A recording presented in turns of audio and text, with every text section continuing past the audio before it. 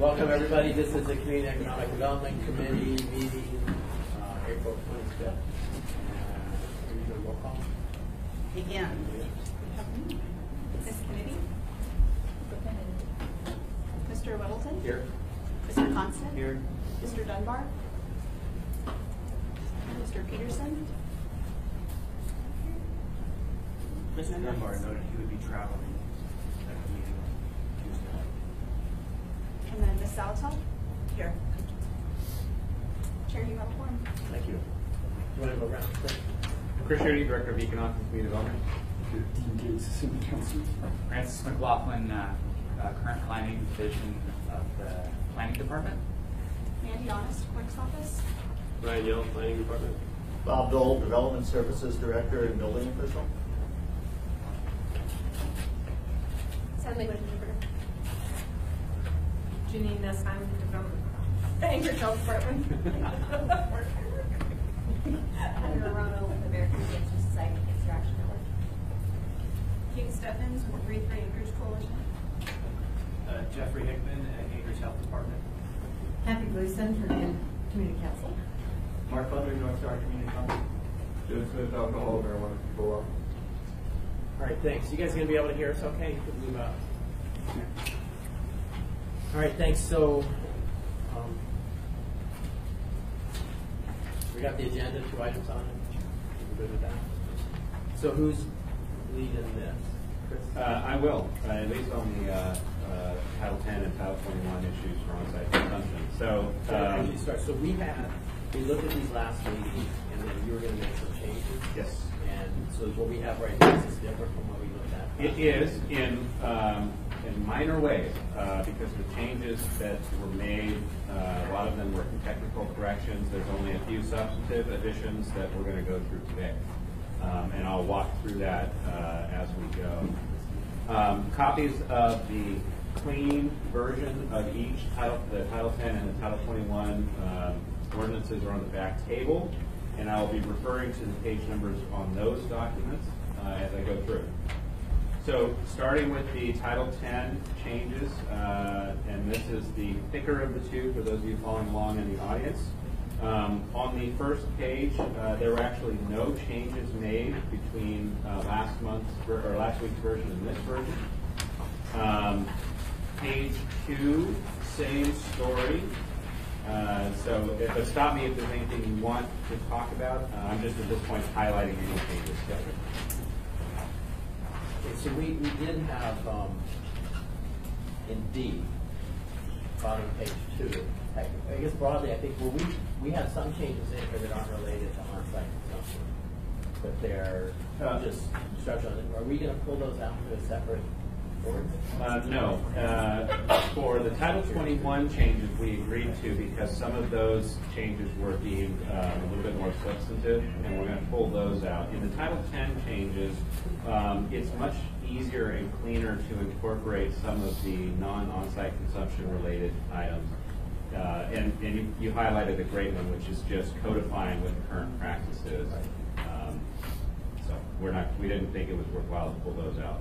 Okay, well, my concern is this can go forward, we decide we don't want on-site consumption, we vote this down, now you're going to come back.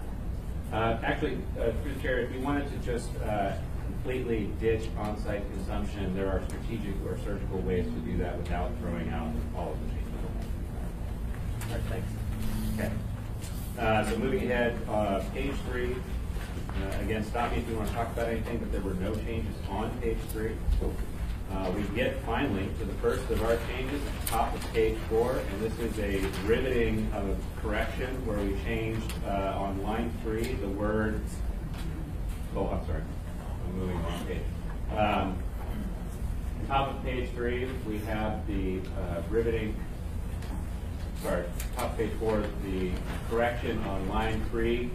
We had the word added where it says is hereby added. That's incorrect grammar, so we changed that to amended. I told you it was riveting. And then on page 5, there are no changes between last week's version and this version. Same on page 6. I promise this will get a little bit more interesting here in a bit. And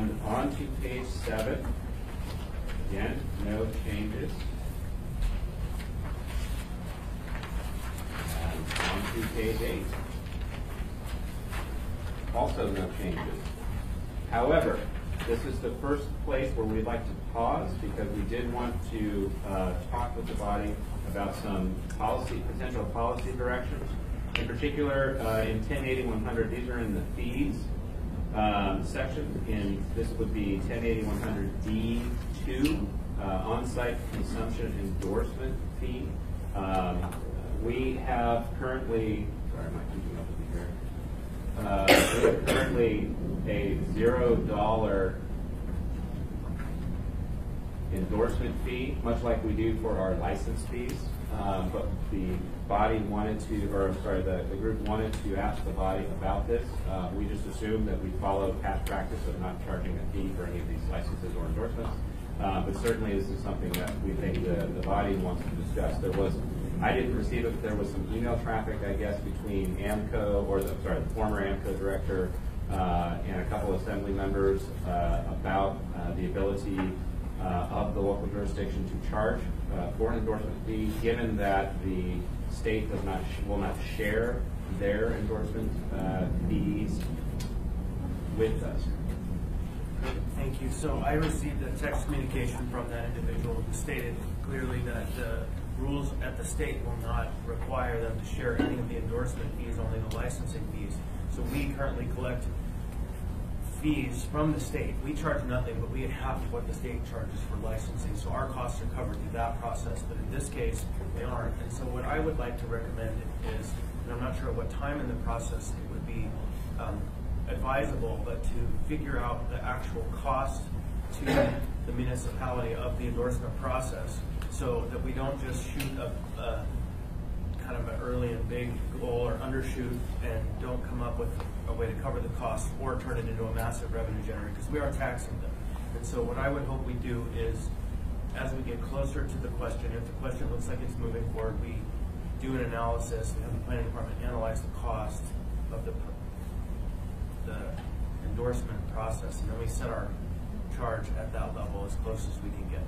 So before Dean speaks, just a quick response. So don't forget to bifurcate the licenses and items that are dealt with in Title 10, managed by the clerk's office, versus the Title 21 special land use permit process handled by the planning department. Even though the Title 10 license does go to the planning department for review and routing, there are special land use permit fees that are collected that really, I think we would argue, probably cover the bulk of the work that we do. So any discussion about fees only related to the license or the endorsement would be separate from those fees.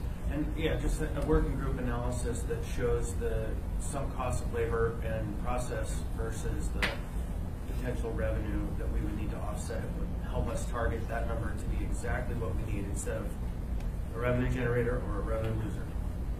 Great. Thank you. I just Chris. Yes. Go ahead, please. So this issue came up to my attention this past week regarding reimbursement fee, whether the state is going to share theirs. I looked at the state statute, A1738-200 talks about the fee and half of it being sent to local municipalities. It calls it registration. I think the language, I think it needs a little further discussion, maybe with the law department, what this means. In addition, we don't know yet if the state's actually going to share their fee or not. The reimbursements, we haven't had any with the state yet, the applications yet from. So I guess it's a little questionable what the state's going to do with your, just for that former director or have current officials. So I think that it's an issue we should definitely flag. I don't know if one people with fee now, give this a truce or what's ready to look this further, maybe add 1% work with 5 long ordinance, but it's definitely an issue to pay attention to. And I would caution against calling it tax. I don't think but the fees are the privilege for doing the business here in the municipality, just like business licenses of the taxes. Mr. Chair, I just clarify, what I was saying earlier was that we already tax them, so we don't want this amount to be in excess of the cost, because then it would effectively be a tax. And so let's hit the target of what the cost is. Right. All right, thanks. Chris, what are we talking, a fee of $1,000 to cover any cost, or like $50? Through Chair, this is the discussion to have with you, and I think the suggestion from Seminole Constant that there be a little bit more data to back up any dollar figure that we propose is a good one. But my gut tells me 0 is actually kind of fine, because this is the Title 10 endorsement, and clerk's office would be the recipient of it, and I don't know, do you feel like there's expenses that you're carrying that aren't being covered? So anyway, I think it's worth more discussion. Okay. That's not huge. Okay, thanks. The state's is 2,000 annually. State's endorsement fee, just for the endorsement, is 2,000 per year. Yeah, I want half of that. Okay, moving on. Page 9. Again, no changes between last week's version and this week's version on page 9. With the no exceptions, right? Okay, just for the record, Pete Peterson at the I'm right. speaking short of this. Welcome.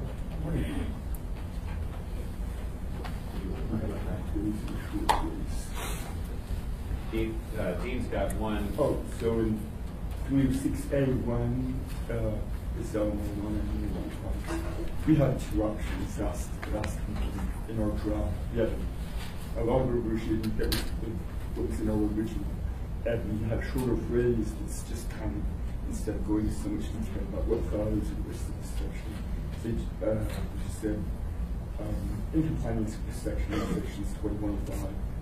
So at the time of purchase, in compliance with section is what the language we chose. So I think we got that from the county last week.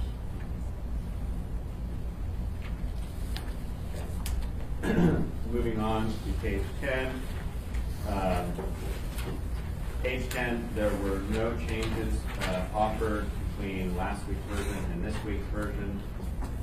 Page 11, where we've got our next change, this will be on line 9, section 3 there. The change was the addition of smoking.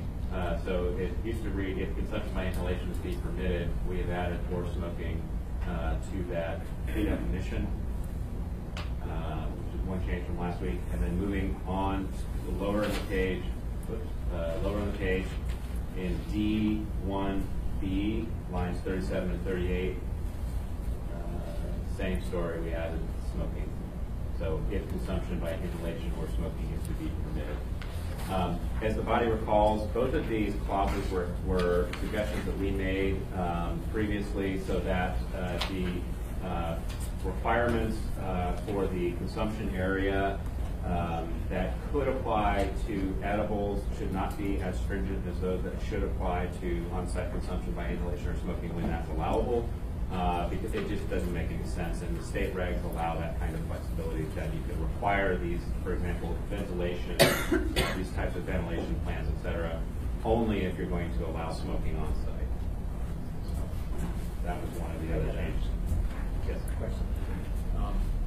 Yeah, I have a note we were looking at remove visible smoke. We're thinking, well, within the room, you're going to have some. We're thinking outside of the room. Is this dealt with here when you say at the property room? Clear. Refresh my memory on what the visible smoke issue was. Well, if you're in the room smoking, there's going to be some visible smoke. Oh, it's just right as you exhale, and then that's. So we're really more worried about smoke outside. Yeah, so B3, the BIII deals with visible smoke in the retail area, meaning there should be no leakage between the on-site consumption area and the retail area. On B3, let's see, line 46 and 47.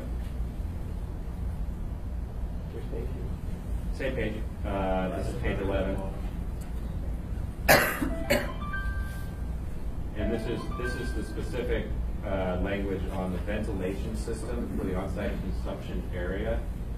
This just is referring to all of the criteria that the ventilation plan must address. So a ventilation plan, if submitted, needs to be obviously signed and stamped. It needs to be sufficient to remove visible smoke, and then it needs to be designed so there's no visible smoke in the retail area or from the lot line. And the sufficient to remove visible smoke doesn't mean that the on-site consumption area needs to be clear, smoke-free. It just needs to be an HVAC system that's designed to remove stale air from the on-site consumption area, filter it, and exchange it with fresh air to the exterior. Mr. Chairman. Just, if I might, a little clarity, I think, for C3, which is the third paragraph on the top of the page there, that really is the exchange of air from the inside to the outside. And then the section down below B is really referring to the inside system. And so you have outside and inside are basically how I understand those to be, if I'm right. Am I correct there, Chris? Yeah. Yeah, so. Yeah, and this section is with the applicant's operating plan. So essentially, this is saying this is what your ventilation plans need to demonstrate. And these are pretty common criteria. Okay, well, it looks like in this triple I, you've got an issue. I just want, is it clear up in section 3? Sufficient residual smoke. It says that directs air from the consumption area to the outside of the building. So Now I can eliminate odor, so you're saying no smoke and also no odor. Correct. No visible smoke in the retail area. Or the lot. I just want to make sure no one would go in and say, I see smoke in the room. It's a big thing. If you're just saying this is their operating plan. Correct. And the That operating starts with plan. D. What's that? That starts, so section D is about their operating plan. Yes. On application. So D1 is the operating plan. So a component of that is the section B dealing with ventilation.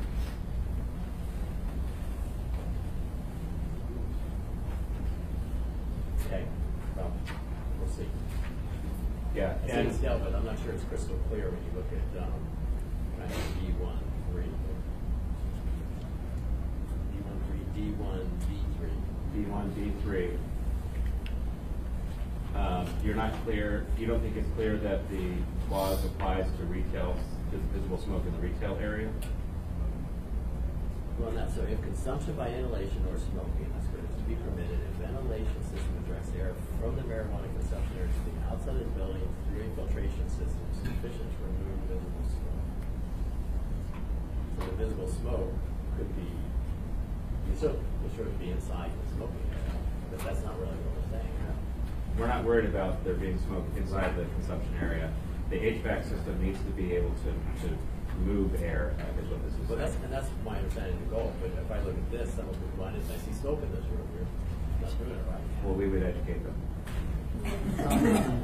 That could work, people in the industry. I actually, thank you, Mr. Chair. I actually have a concern about B2, sufficient to remove visible smoke. I can see those who are not proponents of this using this as a way to make lots of complaints unless we're really clear about, I don't know, I don't have alternate language to propose at the moment. I understand what you're saying, that needs to be an air exchange system, but I think if it says remove visible smoke, someone looks in, sees visible smoke, there's gonna be a complaint. And it just seems like it's gonna be a hassle unless we're really, really clear. And again, I'd have to think on the language a little bit more. Through the chair, yeah, so this one comes, if I recall correctly, is just copied and pasted from state regulations. So we could have a little bit of flexibility in the language that we use. We also could just outright not include it. But I think that because the intent, at least as we understand it, is that it needs to be a ventilation system that can properly exchange air, we'd be happy to propose a revision to that. I can't do it on the fly, but or Bob, you can probably think of one on the fly, and we'll come back to it if you want. I think we need to come back to that one. Ross and I are struggling with how to phrase this one. I'll highlight that for consideration and update. Well, you know, I mean, my view, maybe Meg is somehow connect that phrase on line 12 with this triple I on 46. Because I mean, triple I says the intent, right? You want a system that will have no visible smoke in the retail area or at the lot line, so you can be blowing out the roof, right? Right. But you know, it could easily be said, I see smoke in the room, you're in trouble. So I don't actually know that that's the case. I think it's worth considering, and I look forward to seeing the professional revision if we need one, but it states there that the system is sufficient to remove visible smoke. It doesn't say that the room will maintain free of any visible smoke at all times. Correct. So the system must in fact be capable of doing that. If you press a button or do some function, that it will become that within a reasonable amount of time, whatever that time establishment would be according to the engineers and the rules. And so to me it may be enough because it is stating there that the system is sufficient to remove visible smoke. So just a thought. Yeah, through the chair, you've mostly nailed the intent, which is it's not about flushing the area. It's just about if you exhale marijuana smoke and it's in a room that has no circulation or ventilation system, the smoke sits there. So what this is saying is because you're required to have an air exchange system, specifically for the on-site consumption area, it needs to be able to handle what people exhale. That's roughly what it's saying. In the same way, it would be like a pool needs to be sufficient to carry enough chlorine to ensure that the environment is clear of kind of pollutants or healthy when they're in there. You know, you're not going to get sick. You know, but it doesn't say you can't have X number of things in the water until such time it becomes a health factor beyond the means of the system. And so I think there is some reason to be applied to that, but we could be better with it. All right. That's actually, I think looking at sufficient to remove visible smoke, it kind of gets that's the capacity of it. Correct. I like the chair. I like Mr. Constant's reasonable amount of time or something about filtration, so it's really clear on the intent. So that way we don't put these operators in a position of having to deal with complaints based on misconstruction of the language. And just one last point on this, and then we'll propose some different language. But this is all in the operating plan section. This is not in the on-site consumption area characteristics section, which is the 3 that you like, C3. So the entire section C is about the consumption area itself. In other words, these are the characteristics that must be exhibited in this area. If there were to be a complaint that I see visible smoke in the consumption area, it would have to be included in these characteristics in order for it to become some sort of enforcement action. This deals entirely with an operating plan that's submitted with the on-site endorsement application. So in order for someone to say, I see visible smoke, they have to say that the on-site consumption area endorsement plan was deficient. It's not quite the same thing. Oh, if I may. Sure. I understand that point. I just see someone who's really against this, just looking here and just being a pain to someone. And so I think clarity is really important because we want to do this so that everyone feels like they're being heard and that it's really clear. Okay, happy to do it. I have another comment, but I want to go to Janet Welty. So Janet, when you, if anyone speaks, go ahead. We want to make sure on the recording you know who, so identify yourself every time. Sure, Janet Welty. So I think when the state put this language here at little b3, it's specifically referring to the retail area that's not the consumption area. So I think what this is getting at is big 3 up at line 12 is addressing the ventilation required for the consumption area, and then little 3 saying, and you can have no visible smoke in the retail non-consumption area, which I think we all would agree is what we want. So I think the language is pretty clear, but I appreciate all the concerns. But if there's a way to make it more clear to people, that's great. But given the state discussion, that was the intent of the state language, was to address the retail area, not for consumption, no smoke in there, no smoke allowed in there. Okay, so further issue on this. So one thing is the visible smoke, but we've had some comments. Okay, what if there's an emergency in there and EMTs go in there and they're not wearing their masks? Okay, they go in there to help this person and it's full of smoke. So, and that gets through. How quickly will it suck all the smoke out? Yeah, so we capacity. Yeah, so we floated that to the chiefs of police and fire, and in both of their professional opinions, they said do not require any sort of mass or extremely fast flushing system. Your call cannot be completed at that. For 2 reasons. First and foremost, they really don't exist. They're cost prohibitive, and for our first responders, they don't care. They're already responding to incidents of life safety where they're going into a smoke-filled room. So there's been no documented evidence that fire, for example, fires responding to a fire where there is excessive marijuana smoke has any impact on the firefighters themselves. So both the chief of police and the chief of fire said, don't even worry about it. They're going to respond either way. In fact, I had the same conversation separately, not with the chiefs, but with members of the force, both fire and police, and they laughed at me at the absurdity of the concept because of the nature of the environments they actually have to go into are quite horrifying at times, and this is on the scale of their concern, less than 1 to 10 scale. That's not an issue for them. Correct. And so I had that conversation with the line staff this week. We need to have a door open. It's unlocked. So we did investigate your question last week. Sorry, I didn't call that out, but yeah, both the first responders said no. Okay, thanks. Okay. Moving on then, page 12. There's one minor change on line 3. We just had the wrong chapter of Title 21. So it used to say 2103.055. It's supposed to be 2105.055, which we've made that change. And then moving on to page 13. This is where we really have the beginning of the substantive changes in section 1083.10. So the first big change that we proposed is the addition of a new bullet 3, or new line item 3. This goes back to the discussion that the committee had about the original language related to intoxicated and drunken persons on premise and having to evict them. And does that mean that as soon as somebody feels the effects of the product, do we have to kick them out of the store? So what we have done, and we'll deal with this throughout the remainder of the document, is we've introduced 2 concepts. One is consumption, and the other is overconsumption. And so really wanted to tie the concerns that people have about people consuming too much marijuana product and being completely mentally or physically incapacitated, but then also wanted to ensure that the state's original intent of not allowing someone into the building to begin with if they're already drunk or intoxicated remains. So we added a number 3. The number 3 basically says you cannot allow overconsumption of marijuana or marijuana product in your on-site consumption area. Does not preclude somebody from consuming the legal amount. It just says you cannot overserve, essentially.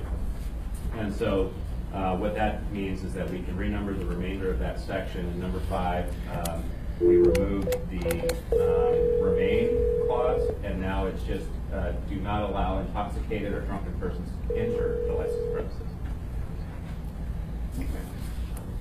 I wanted to say thank you for that, because in the alcohol industry, at the end of the night, we allow that bar hour kind of, they stop serving them, give them a chance to sober up a bit instead of pushing them out on the street at that moment when they would be least wise to be out on the street. So I appreciate the corollary here. Thank you. I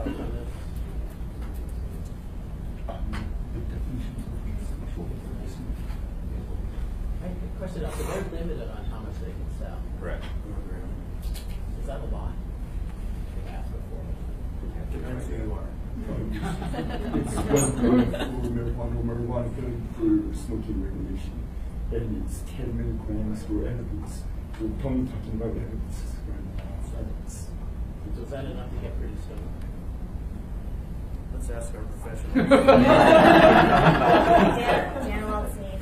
It really depends. Like, if you're not used to edibles, you probably shouldn't try 10 milligrams your first go. And 1 gram would be like smoking an entire joint. So that could get you pretty high, you know, especially for somebody that's not a regular consumer. I mean, if I smoked 1 joint myself, I'd be pretty high, uncomfortably high. All right, Mr. Chairman, I'll bite. So if somebody wanted to offer an actual anecdotal story, I will tell you. I have actually consumed a marijuana edible. It was by discovering a marijuana store in downtown Talkeetna that I accidentally wandered into, I promise. I didn't realize it was. But since I was there, I did purchase I think they were cookies if I recall, and I believe the dosage in those was 3 milligrams. And I will never do it again. I feel like I was stoned for a week. It was pretty intense, So that is a lot. And that was 3, you can get up to 10. Correct. Mr. Chair, though, I think that gets to the point, though, of it depends on who you are. Correct. Right? Because I do not there are know. people with experience and, you know, who that isn't substantial to them, and there are people who say that that is too much. And so, just the record should be really clear that it's a variable. Well, thank you, Mr. Chairman. And the thing about the edibles is it's not instantaneous. I mean, you eat the edibles and it takes, what, an hour or a half hour or 2 hour and a half or whatever. And I guess it's probably different for different people, too. So. Well, that being said, then how does an establishment have any criteria by which to base whether or not somebody's over-consumed, and how long are they responsible for watching that? And at what point then can they actually allow them to even go out the door and back on the street? I mean, what's the liability risk here? So we're going to cover some of that in a later section when we talk about the definitions.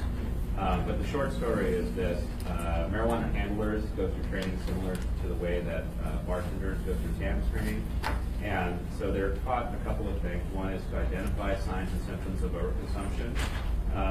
And then as far as the individual operations and having a plan for how do I deal with people who I think have had enough, that's going to largely be up to the individual operators. There's no rules in place about a mandatory 2-hour period or things like that. But if the definition of overconsumption is defined in the way that we have, and you're, with your marijuana handler's license, responsible for monitoring overconsumption, it will be up to the individual operators to say, this person overconsumed, I observed their behavior, they have overconsumed, I'm not going to serve them anymore, but I'm also not going to kick them out.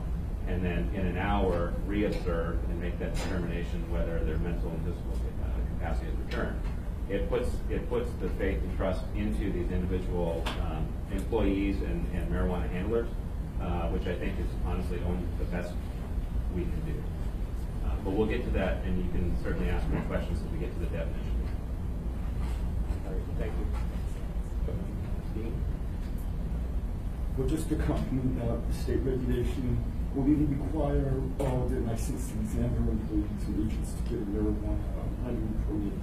That state regulation about the marijuana handler permit education course requires the course to include how to identify a person impaired by consumption of marijuana. So it's kind of specified there. Between we had talked to you, and I guess we get to the definition. We did talk to someone from the about how that helps them identify. But like Chris said, so similar, we have the TAN colleagues, alcohol certification courses are designed similar to the state regulation for the alcohol certification courses. So let me just receive yours. Great, thank you. So we had a comment in the back. If you want to speak, you give your name and then you might need to come up so the recorder gets you clearly. Jake Warden from Canabasca. I just wanted to offer a little bit of testimony for you guys for edibles and inhalation. So there's actually 2 cannabinoid receptors in your body. You have CB1 and CB2 cannabinoid receptors. CB1 cannabinoid receptors are found only in your brain, and CB2 is found throughout your body. So when you consume an edible, it has to go through your liver to be able to be metabolized, and then attaches to your CB2 receptors, which could have a different effect than in your brain. So when we're talking about being stoned, there's like a wide range of effects that you can have based on different, whether it's an edible or through inhalation, or if there's terpenes added into that. So I think I have a lot of articles I can share for you guys that have a little bit more information into that, but there's a little bit more science that we need to talk about when it comes to understanding the reaction of what happens when somebody does have an edible and when they smoke. When they're really intoxicated on, if you eat too much edibles, most people eat 1,000 milligrams. If one of my bud tenders that smoke a lot, they'll be making 1,000 milligram edibles, with stuff at home, and that's a lot more. So a full gram joint at 20% THC is 200 milligrams of THC. So 10 milligrams of edibles is actually a lot less. But what we're trying to figure out in the market is if it's the same effects as inhalation. So. Good, thank you. Chris? Just a note on one thing that Ms. Kennedy said. I don't believe there's any authority granted under any of these rules, state or local, that would allow someone to seize the person and say you can't leave there. And it is a liability question, right? Because there is certainly the liability under the alcohol statutes if you let someone walk out and kill someone in their car. But I would suggest we be careful in the concept that they don't have a right or a reason to stop someone from leaving the door if that person is adamant to do that. Is there someone else? Okay, good. Thanks, Chris. Yeah. So the only other change, I'm not going to go page by page anymore, it's kind of boring. The only other changes that we have are in the definitions section. So if you flip to page 16 of 18, we'll walk you through our new definitions section. Obviously, the first one that jumps out to you should be the definition of consumption. Catch up here. Consumption. Similar to the definition methodology used for many of the other terms in this title, we've referred people back to the state definition of consumption, which I think Dean has a copy of right here and can read for you if you'd like, or I can. Thanks, Dean. The Alaska statute defines consumption as the act of ingesting, inhaling, or otherwise introducing marijuana into the human body. And our code did not have a definition of consumption as it relates to marijuana, so we thought it fair to add that one. The next change is now this lengthy description of overconsumption. Again, this is one that came together both from looking at Alaska state statutes and then largely from Dean's work with, I forget who he worked with APD, and Dean can walk us through his definition. Well, actually, researching some state statute in which the definition of truncated person, because we're trying to address that execution. I asked APD, actually researching a case law about and that's certified DREs, drug definition experts, who are trained to analyze things related to the film area or by alcohol or drugs, and we need to identify what type of drugs might be not affected by. So, APD food officer Derek sits in the main United States a little bit. I had suggested definition. My initial definition talked about the symptoms you might see, like panic attacks, hallucinations, and Derek presented back to that definition, but in research United Society, we end up where we did. Mr. Seitz, Officer Seitz, actually said he liked my first definition about symptoms, but that was probably more appropriate for the training component, and training that's how they want to handle them, how to identify the symptoms and so forth. But the legal language we're looking for that this bit better because it's very similar to the definition of a drunken person in the state statute. And the key would see actually on over in number 2, second part, a few lines down, where it says products to the point, while being affected by marijuana or marijuana products to the point where the person's physical or mental conduct is substantially impaired. That's really the key phrase. It says substantially impaired. So they're trying to think someone's impaired by the effects. So the definition for what requirements of marijuana was substantially impaired as consumer consumption, right? Not just consumption. So we said that's really important. We had a little debate with the department about some of the words in the field here. We're going to change the word and between 1 and 2 or, so that it's either you're consuming more than you're allowed to consume on the premises, consume over the 10 milligrams. And perhaps you brought some in from elsewhere. Number 2 is more about the effects of being substantially impaired. You want to prove one or the other over the world. And then we also talked about perhaps ending that with substantially impaired instead of the rest of the language. The rest of the language is sort of a drunken person style. But I guess one point that the Quincy film would have is that our manifestations come beyond, I mean, not me out there or not for years, and maybe not for years come beyond about these effects with marijuana. We are comfortable eliminating the rest after substantially impaired. The officer sits steady. Thank you. Chris? Yeah, that was my exact question. If they're commonly known, what are they? right? If they're commonly known, they should be clearly definable. And so I would think that anything that's substantially impaired is wiser than putting out a hook like commonly known and then leaving it blank. And so if we're going to go down the road of that part there that goes into more detail, we would be wise to include a list of commonly known manifestations of behavior. And as he pointed out, Mr. Chairman, the and before number 2 actually needs to be an or, but we sent out the packets before we caught that, so that one will be changed to an or. Meg? Thank you, Mr. Chair. I was just going to echo what Chris said. I think the last part there, after substantially impaired, will be something that is litigated as to what constitutes substantially impaired. Because otherwise it gets into whether or not something was easily observed, if it was plain. It just seems to be a minefield. And when we're done with overconsumption, I do have a question about intoxicated above, but I'll wait until we're done with this definition. Okay, so do we have a recommendation then to end it after impaired? Pete?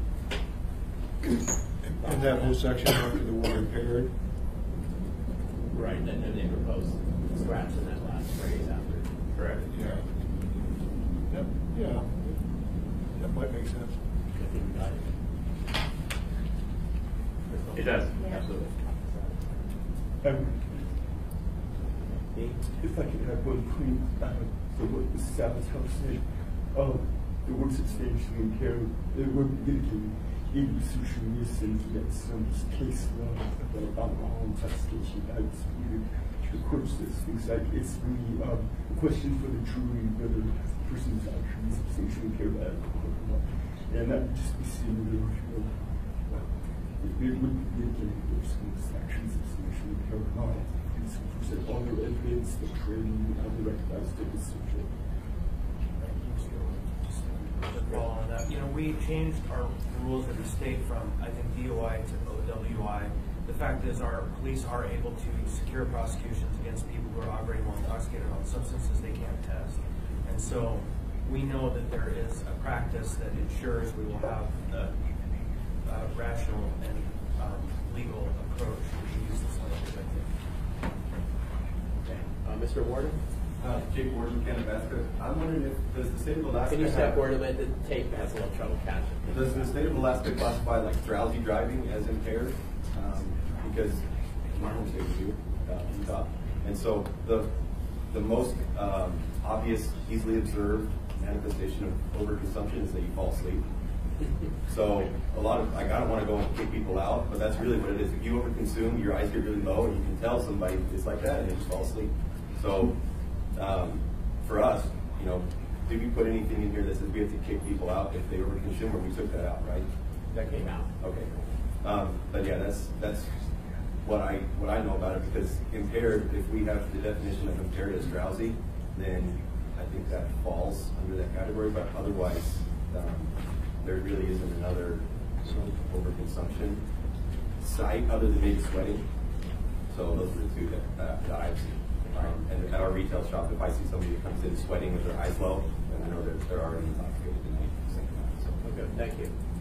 Any thoughts? Is it drowsiness? Driving drowsy?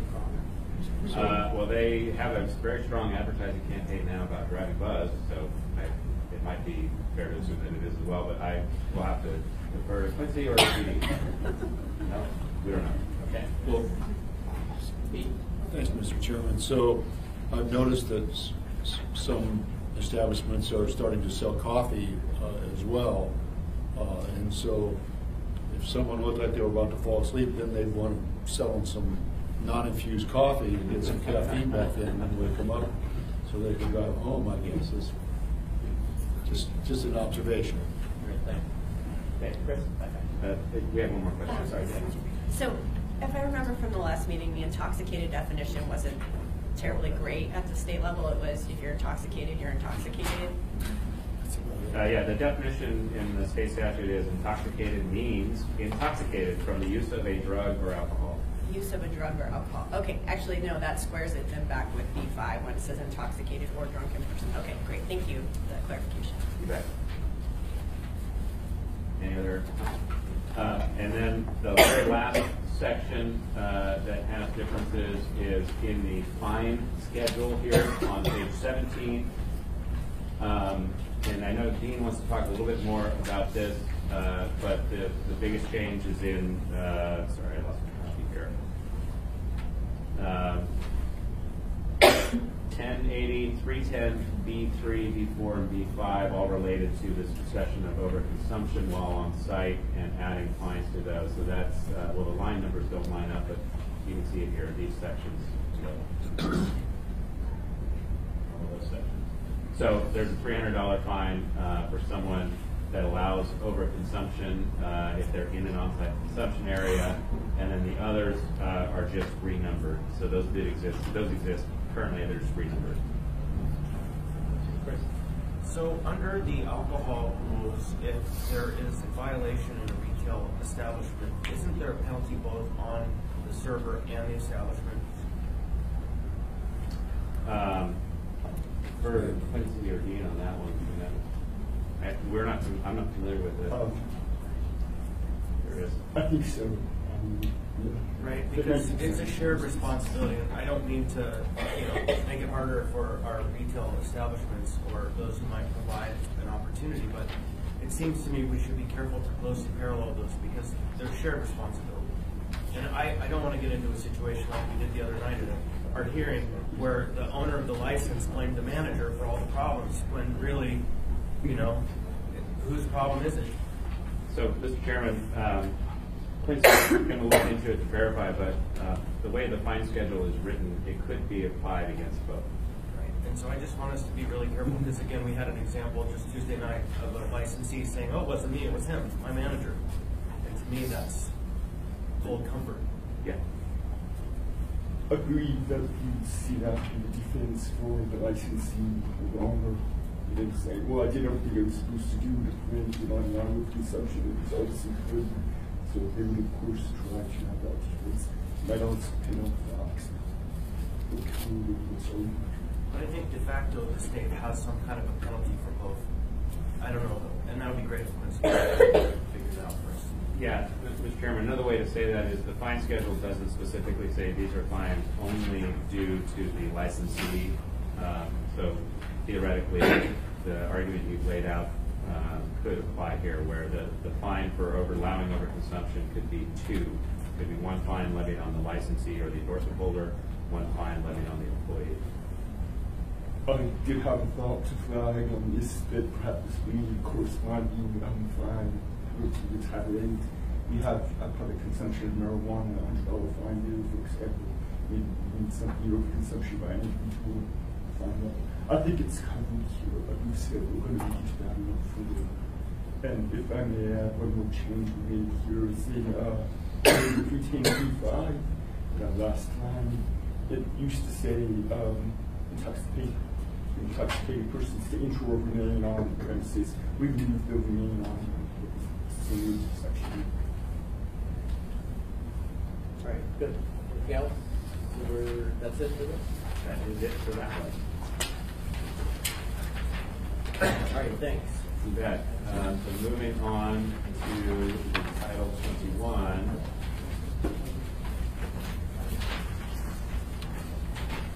Fortune. There we go. So, Ryan, you want to walk us through the changes, the relatively few changes between the two documents? Yeah, definitely. So there were relatively, actually very minor changes that we did. The first one would be on the first page, lines 6 and 7 at the top. We just added, specified that in waiving review of these amendments by the Planning and Zoning Commission. Then I believe the next change doesn't occur until page 7. And that would be some additional language tacked on lines 17 through 19 to old code, just stating if they were to add the addition of marijuana consumption by inhalation or smoking not previously approved by the State Assembly as a modification that would require Assembly approval for a marijuana retail sales establishment within the downtown districts. I think that's it. Questions? So we had a lot of discussion on parking versus not budget. On page 6. Page 6, that's correct. The 1 per 100, we talked about this last week. I can go over that again. I had a discussion between myself, the planning director, Michelle McNulty, and the municipal traffic engineer, Stephanie Mohill, and we all concluded that the 1 per 100 is a very suitable parking requirement for these facilities. I used the example of that conference room 170 within the Community and Economic Development Department. That room is roughly 500 square feet. That's about the size that we're assuming some of these on-site consumption areas would be. That would result in 5 parking spaces, but during that meeting we had approximately 35 people in the room, and I'd be willing to bet every single one of them drove separately. So the reality of the situation is that just Anchorage loves its cars, and unfortunately we just don't live in a very transit-oriented world yet. And also that 1 per 100 is the same parking requirement that is applied to coffee shops, restaurants, bars, and since these facilities are largely intended to be social environments, we want people to be there. We want it to be a comfortable environment for these people. We don't want them to be rushing in and out, popping a brownie in 30 seconds and leaving. So we feel that that's a very appropriate requirement. And given that with the way that the rounding works, if you had a retail sales establishment between the sizes of 1,500 square feet and 3,000 square feet, and you added a 500 square foot on-site consumption area within your retail sales establishment, it results in a parking requirement of only 3 additional spaces. That's the way the rounding works. But also because you decrease the Correct. retail Yep. and bump it up, and that's probably typical of car based on what they have now. Correct, and that's the important thing to remember is that people are looking at this as additional parking requirements on top of what they already have to provide, but more likely than not, on-site consumption areas are going to eat into that gross floor area, so they'll see their overall parking requirement for the retail portion go down. Slightly. Yeah, so for a couple of years now, we've had discussions about truing up our perceptions of parking needs for these businesses. And I don't believe any real work has gone into that. I wonder if in some of these established operations, they could demonstrate the actual use of parking on their property with some kind of a study that provides confident data that then they could utilize as a way to flex those numbers for themselves, and if we could build in a system to allow that. Because outside even of the conversation about this new form of use, we know in a lot of places we're overparked functionally, right? They have too much parking, the requirements are absurd, and their neighbors are using their parking. And so what plans do we have to achieve some fidelity? Mr. Chair, I can speak to that. We have a number of methods built into code right now that allow for parking reductions, and also if the individual can do a parking study on site and show that their parking demand just isn't it's less than what's required in code, they have the option to go and apply for a parking reduction and get that granted through the municipal traffic engineer. So those options are already existing. So in the context of that, how frequently does someone, when they apply for such a variance, if you will, I don't know what the proper term is, a change, a reduction, is it granted by that office? I can speak probably more to that. It's actually more often than people realize. So the relevant section is in Chapter 7 of Title 21. 2107-090 is off-street parking and loading. Section F deals with the parking reductions and alternatives. And it lays out a pretty robust, flexible system for demonstrating true parking needs or other parking availability. So a great example would be in Mr. Weddleton's business district of Spenard, where you actually have public parking available adjacent to many properties. Coming in and making an argument that your parking minimum parking requirement should be reduced because you're next to a public parking lot goes a long way. That's just one example. So there are a number of ways in which parking reductions can be granted. It has to work. And so then, I don't know, last question on this from me would be, do we have a plan then to perform or allow some kind of a more general approach to the question and have a number of applicants or businesses demonstrate the difference between the requirement and the reality so that we can build a more close requirement to what need is, right? Because again, if we can come up with a way to discuss that, then we save people a bureaucratic process and having to go to the most fearful office where the answer is no.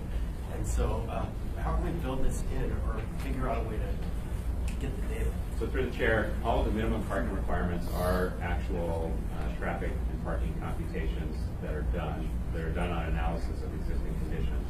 So the idea that applying a similar metric to on-site consumption that would be applied to a cafe or et cetera comes from sort of a scientific, comes from observation of what the parking realities are with those types of uses. Right. But for individual licensees, it has to be on a case-by-case basis because the justification for reducing parking requirements needs to take into account what the actual surrounding area supports. Now, if your question is it fair to even treat on-site consumption like cafes? I think that's the open discussion that we need to allow on-site consumption first before we can have a meaningful analysis of it. I would say thank you for bringing it back to on-site consumption, but I was really speaking generally about the parking requirements for all of these licensees because we don't know. We don't have a bunch of years of data now for this particular use, but we do now have the means to true up the question of what is the actual parking need of these operations more broadly. So I'll talk about it for another day. Okay, so where do you want to speak? Thank you, Mr. Chairman. And so I think we may, many of these businesses may have the data on their video history because I mean most of them got cameras that are showing, you know, their parking areas, and so they can go back and look at that and show, okay, we're using 50% or 80% or 40% or whatever of the parking, and then that we would have the information needed if we decide we wanted to adjust our required parking. Thank you. Mr. Warden, we've got another big topic, and it's after 10.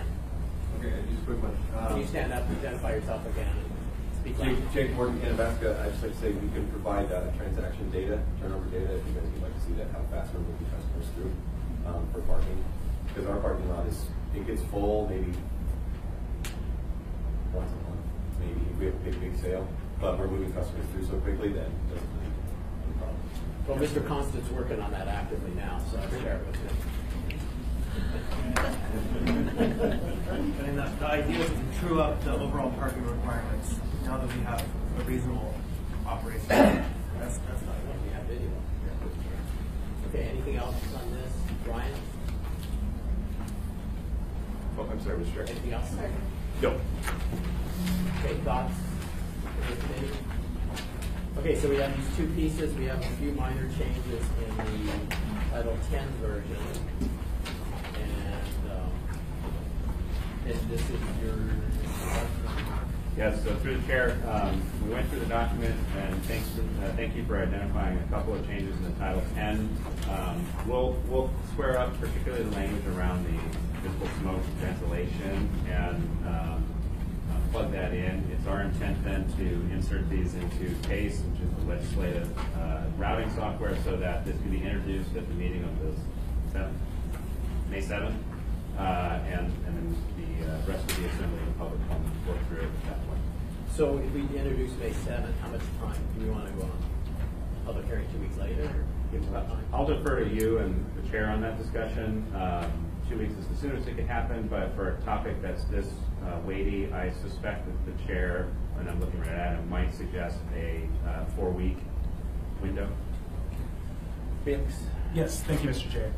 So my intention with this is to have at least a minimum of 2 work sessions for the rest of the body to get caught up on this, and then address a few other factors that we've talked about slightly here, but particularly when it comes to public safety and other factors. And then I do agree with Mr. Constant that we likely will want to have 2 public hearings on this. So would we schedule it for 2 weeks later and assume they'll be continued? I would say yes. Wait, 2 public hearings is different than a public hearing continued to 2 meetings. So like what we do with the budget, Right. we have 2 full public hearings, which as sometimes difficult as it might be, it gives the public 2 times to come speak. And so I know that that's kind of odd and procedural, but it is something that we do for issues that are big. So my recommendation, if you're willing to hear it, Mr. Chairman, would be the idea of committing to 2 work sessions and committing to 2 public hearings, meaning that 1 public hearing continued to 2 meetings, is a good starting point. If through the work session and the public testimony process it becomes evident that there are going to be substantial changes, more than likely we would collect those and put them into an S version, which would then kickstart your ability to say, well, now we're going to have 1 or 2 more work sessions on the S version, as well as additional testimony on the S version. But as far as an opening bid, committing to 2 work sessions and 2 meetings worth of public testimony is good. Well, I challenge that. It's partly because what we saw this today is word gets out to the normal people. Oh, well, the first one doesn't matter. I'll wait till the second. So we didn't hear from trappers on Tuesday. We really wanted to hear from them, but the message to them was the meeting was canceled. So if we stick to our normal routine and say, look, maybe not 2 weeks, but 4 weeks later, so you can digest this, and it's actually fairly simple, but give people a month. You say, we will have a public hearing, a normal thing. If you got something to say, come to us that day to say it. But if we say, but we'll also have another one, the public perception is, ignore the first one. And our normal routines allow us to continue the public hearing or close it, come out with an S version that people speak again. And if I may, Mr. Chair, I think the budget and the public hearings for the budget probably do lean towards your argument, because our first public hearing for the budget, I don't think we ever give anyone. The second public hearing for the budget is when we actually get people to come. So I think you've convinced me that perhaps 1 public hearing, and then if there is a sufficient amount of people to testify that justifies having a second public hearing, then we should be open to that. Chris? As much as I hate to push it off any further, the first meeting in June might be smarter. Yeah, because that gives 1 full month for community council input, and no argument can be made that there wasn't an opportunity. So, if I may, Mr. Chair, I did go at the Federation of Community Councils and state that this was coming before them, and that they should be ready to provide input. And that was done last week, I believe. So the Federation has pushed this to their councils through several emails already in the last month.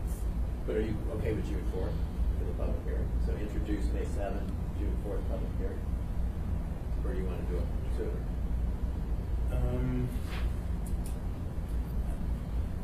I'll leave it up to if members have. I think you're going to get public hearing from folks who might just be taking off for the summer. And if you go all the way out to June 4, you're going to decrease your participation. School ends the 22nd. And I know that kind of then puts people in summer mode. So to the extent that we can open some public hearing before then and then continue it as necessary, I mean, I think we're going to probably want to continue it after a work session, just because we probably have different information coming in. Thank you, Mr. Chairman. So are we going to have different public hearings for on-site consumption for edibles versus on-site consumption for, inhalation?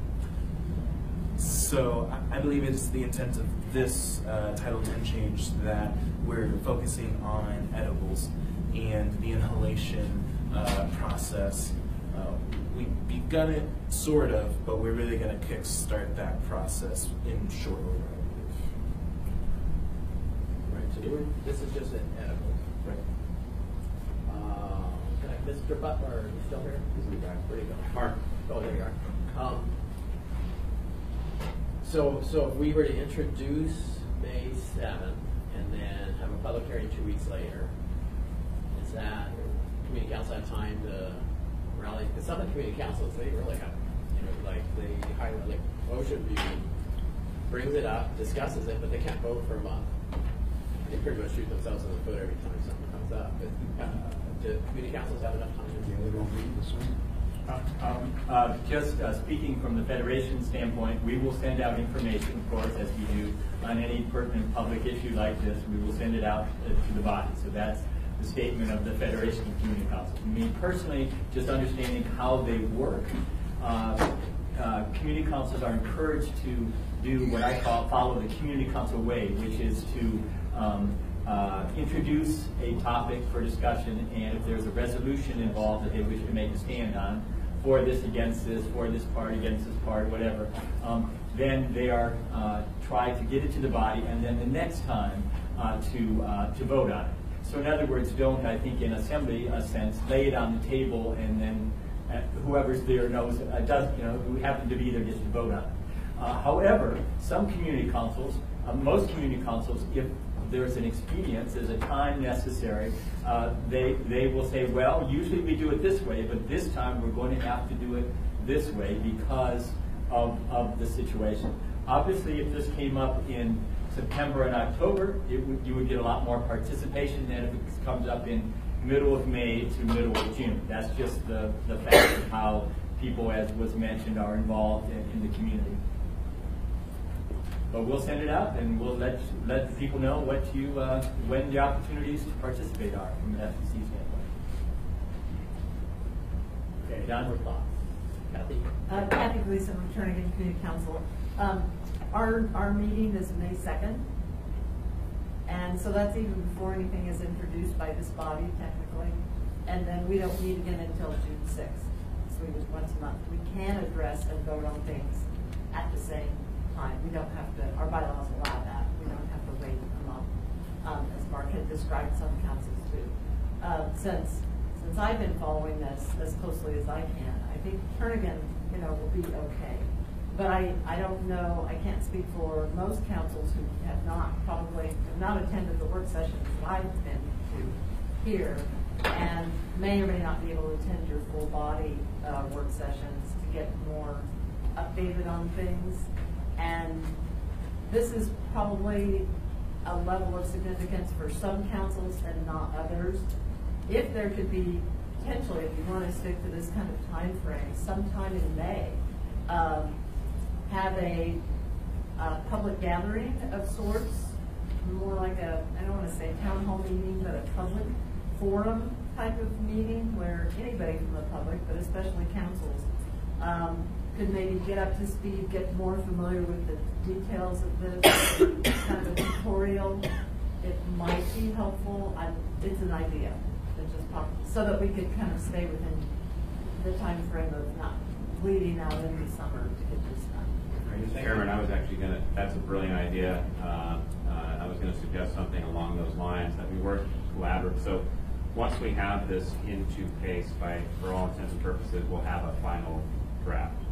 And we could work through Mr. Butler to organize a special meeting, perhaps in this room, in even as short a time as a week, maybe next Friday, before work sessions start. Anyway, long story short, we, staff, would be happy to organize those, rely on Mr. Butler to get the community council leadership to attend or send delegates with the understanding of the time, whatever timeline you settle on, so that at least we're priming the pump before introduction to get people aware and shorten that timeline for comments. Okay. So as soon as it goes into pace, we have a solid document. Correct. Push it out through the Federation. And you will. And you will send it to community councils and info@communitycouncils.org through that system. To do that. Yeah. And we will certainly send out information, like I said, on any public opportunity to testify in this or any other. Okay, all right, thanks. So where are we at then? Introduce May 7th, public hearing 2 weeks later? I believe that's where we are. Okay, did you get that, Chris? I'm sorry, I said. So we'll introduce May 7th and public hearing set for 2 weeks later. Or the following. Copy. And so Okay. this first topic is edibles. Right. You done on this? Quickly, Mark? Yes, so where does it say in this that it's just edible? I'm a little confused. Well, I think we'll have an Because AM with it. there is opposition to edibles, but there's also perhaps even stronger opposition to the consumable and breaking the Clean Air Act. Okay, I think it's in there because we don't allow smoking, but an AM accompanied it would clarify that. Correct, Mr. Chairman. So when the public gets a copy of the ordinance, which I admit is dense for the average person to read, there will be a memorandum that accompanies it that tries to put the majority of it into plain English. But I'll also point out that concerns about on-site consumption via inhalation or smoking can be addressed just by reading the title, because we specifically only say edible consumption of edible marijuana in the title. So I hope that at least starts to alleviate some of that fear, but there will be a layman's explanation that accompanies it. And so, no, if I might, Mr. Chair, the Title 21 amendment doesn't have that note in the title. It is in the Title 10, and so it could be confusing for folks then, because it isn't quite parallel, but the intent is clear. Yeah, so Mr. Chairman, both ordinances, which will be separate ordinances, will have assembly memorandums that explain all of this. We did not specifically do that with the Title 21 because it's generic land use rules that are going to apply either way. Makes sense. Okay, so we have very few minutes here left for a quick review of the status of Alchemist. Is anyone on the phone? There was some problems with it. I emailed them back and let them know that it should be working to try again, but. Anyone on the phone? You already know it? Okay, so Bob, are you presenting this? Yes, Mr. Chair, Bob Dole, building official. I spoke with Adam Blumfeld yesterday, who's in Hawaii attending a wedding, and did not plan on attending today. He knows what I'm going to tell you all. Real fast, quick history to understand where we are. I have to look at where we've been over 4.5 years. We're going to be much faster going through it. When our department receives a complaint of a condition that doesn't appear in the building code, we dispatch a code abatement officer. We started that process back in July of 2014 with the first of 4 cited visits. When we find an unsafe or unsatisfactory condition, the code abatement officer issues what's called a notice of permit required, or a NOPR in acronym speak. The first NOPR fine is $1,000, the second one $2,000, third is $3,000, fourth is $4,000. Is the normal fines they're set at, and of course with our practice. When I came in, my role as the building official is if the person cited comes to me, I can review it and either uphold it or reduce it, or waive. And on the first one, normally I can waive it. If the person is not satisfied with how I handle it, they can appeal it to the building board. When I came into this position a few months ago, we had 4 outstanding NOPRs going back to July of 2014, none of which have been clearly addressed and closed out. So real fast going through those. If we look at the first 2, those were pretty much dealt rather quickly in relation to when they arose, within 6 months. We also had issues that arose in 2016 and 2017 that were just lingering and getting in the way of our going forward. I'm happy to say those have been resolved. If we look at the 2016 one, Adam had to pull what's called a retro permit, plumbing permit, to go have a licensed contractor properly do work that had not been done by a licensed contractor. In fact, a backflow preventer was put in backward that would create a risk to the public water supply. Additionally, there was a non-compliant water line run from the main NFUs in the center over to another system that the plumbing contractor came out and severed because they were not code compliant, could not be code compliant. Similarly, we faced a situation with the electrical, unpermitted electrical work done on site, cited in 2017. An electrical contractor came out, made sure the work was done properly, in both of these permits, then our inspectors went out and signed it off like we would any other permit. And it isn't unheard of for work to get done, signed off afterwards. It's just unfortunate, and move forward from there. There's also the unpermitted structures. That is the stairs that were on the side going up to the top of the Connex, and then the gazebo on railing on the top. Those have been removed. So in the last month, we've made substantial progress. If we go to the second page, please, Chris. What I see is the open items at this point going forward. When Adam came in to resolve this work, he requested another electrical permit. He doesn't need it. He just needs to close it out for clerical reasons to make a cleaner record. I did assess $4,000 in fines for the fourth NOPR violation that was still outstanding 2 years later. I agreed to go to an installment plan on paying that installment contract. Adam has paid the first $1,000. The next $1,000 is due on May 1st. I reminded him of that yesterday. So right now, as the site looks, barring any unexpected circumstances with the Department of Health and Human Services visit, it is compliant from a building safety standpoint. I flagged that though because to assure that in meeting Health and Human Services requirements, and they have representatives here, any new plumbing or electrical work that needs to be done has to be code compliant and it has to be done by a licensed contractor. And that's where we've had our past violation problems. So as long as those things aren't there, we should be good to go. I would note that besides the water lines that were run to the sink in the MFU, there was no holding tank or sewage line underneath the gray water we just dump onto the ground. So hopefully that's an MFU and not a plumbing issue to resolve. Fire is not here because they're also on board with our assessment that currently the site is compliant. Barring any questions, that is where we're at with building safety. We've made substantial progress. However, there are we have the contract installments that still need to come in, and barring any unexpected surprises at the final Health and Human Services inspection, we're good. Okay, thank you. Thank you, Mr. Chairman. So are they open for business, or are they being closed for a while, or what's that situation? They've never been closed. They have never been closed. Obviously, they're not serving alcohol yet, Assemblymember Peterson, but they have continued to be open for business. Okay. All right, thank you. Okay. Sure. Yeah. I would just say, so I'm Francis McLaughlin in planning, and my role is, the conditional alcoholic beverages conditional use permit. Janine Nessheim and Jeff Hickman from Department of Health and Human Services are here. They deal with health permits and licensing a mobile food unit. Also, Mandy Honest, the clerk's office municipal business licensing official, is here as well.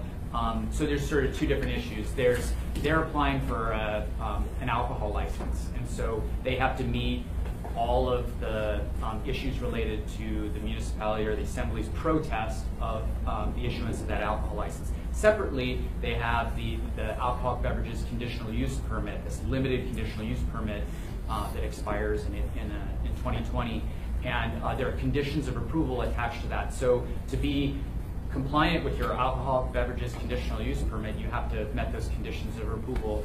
And the planning department believes that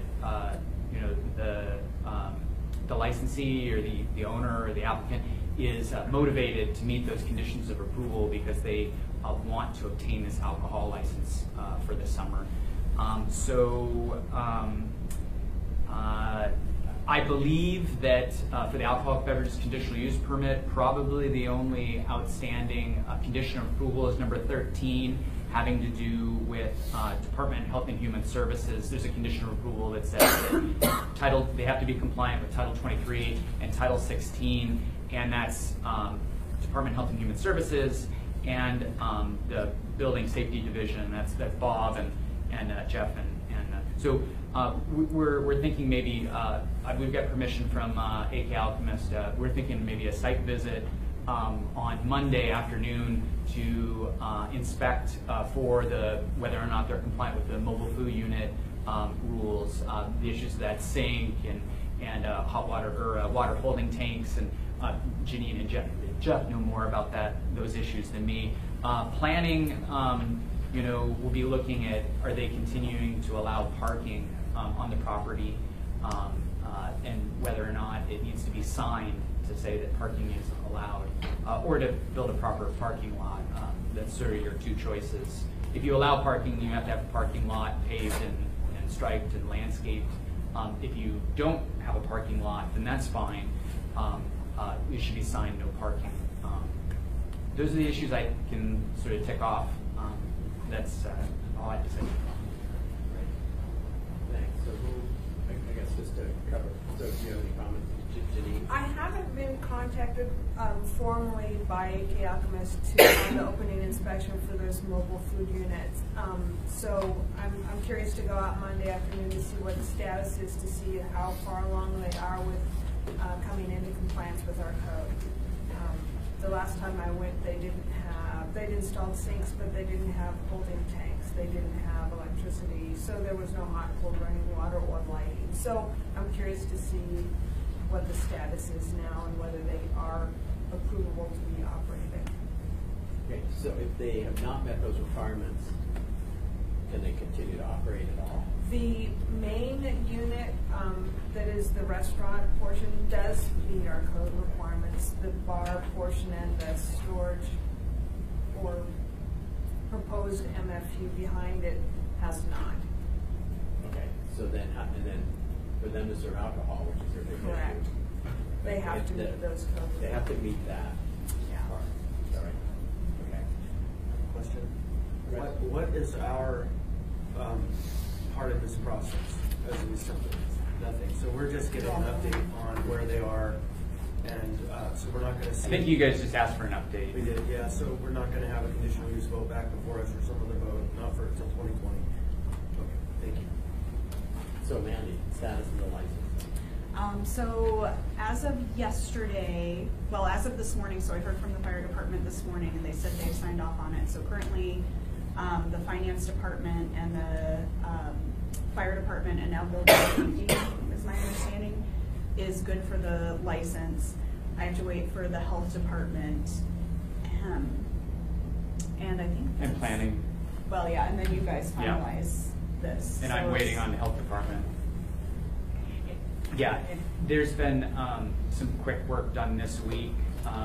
As of like yesterday, were requests made by the owner. I think these conditions are met, and that, there may be reasons why some of these conditions aren't met too, because if the deck wasn't open over the winter, and now they're trying to come into conformance with these rules because they would like to use both the alcohol license and the deck. I mean, if Adam were here, he may say, if AK Alchemists were here, they may say something like, well, those were closed for the winter.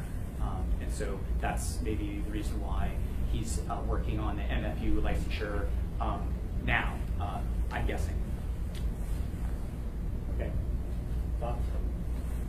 Well, isn't it, if I might, that they couldn't get their license renewal? Yeah. Right, and so functionally, maybe it's because of winter, but also legally, that was the barrier of, well, they didn't have their license. Yes. But likely on Monday, Department of Health goes out there and they've got all that stuff resolved, and you lift the protest. And No, there's a mid-step first. She does that, then Francis finishes his review, and if all things are good, then she lifts the Right, protest. yeah. Okay, So I so that need takes how much certification from both. It just kind of depends on you getting the signatures of the conditions from AK Alchemist. Yeah, it's hard to make predictions because theoretically they could be all good on Monday, but if we go out there and see that it isn't compliant with the mobile food unit regulations, and we have this issue in planning where he's got 5 connexes out there, and he needs to have more square footage of restaurant within connexes than storage. So he's got to have more than I think he needs like 3 connexes to be licensed as MFUs to get over that threshold to say there's more restaurant than there is storage and connexes. I thought unpermitted structures removed. He didn't haul away the connexes that should be. No, the workaround was to remove for sale signs from connexes and call them storage, and then go by this 50% the site needs to be for a restaurant. And it's kind of, you know, it's kind of tricky. The deck doesn't count? No, not for. Because like in Girdwood, when we dealt with Jack Spratt, we did all kinds of calculations for their outside area that were incorporated in the parking requirements and other requirements. And so I'm curious why the deck doesn't actually add that space, because that's their functional restaurant space. You know, I may have misspoke. I really need to think about whether or not the deck counts. Because that's where your people are. And in a normal restaurant, they would be within the four corners of that deck. Yeah. It would be the walls and would be considered inside. It's not just the kitchen that's counted as your restaurant, right? It's your kitchen and your bar and your service area. So I would be curious to know. Yeah, I will provide you with that answer. There are 5 connexes and a deck, and I just can't remember how we planning department is interpreting that. Yeah, so if I could just, thank you, Mr. Chair, just state for the record that it appears to me, just based on the long history that we've had this before the Assembly, that we really are bending over backwards for this particular establishment. And I'm going to be happy to see them open, hopefully, eventually, but I think that's just really important to state for the record that it just, the appearance that we're really doing everything we can, operating in all of those gray lines that we can to get this in operation. Thanks, Mr. Chairman. In the long term, we're hoping they build a permanent building this area that will hopefully begin the redevelopment of the east part of downtown. That's the long-term dream that we have. Thank you. Anything else? I'm sorry, did I miss you? Through the chair, it's a minor matter. We can skip it. Just to clarify, though, the other unpermitted structures he removed were that staircase going up to the top of the gazebo and the railing and stuff on top of the complex. That was separate. That's not part of an SRU. That's another structure that should have been permitted. Okay, all right, thank you. Anything else? 3 seconds for public comment, if there's any. All right, you done, Steve? No, it's going to be Thanks.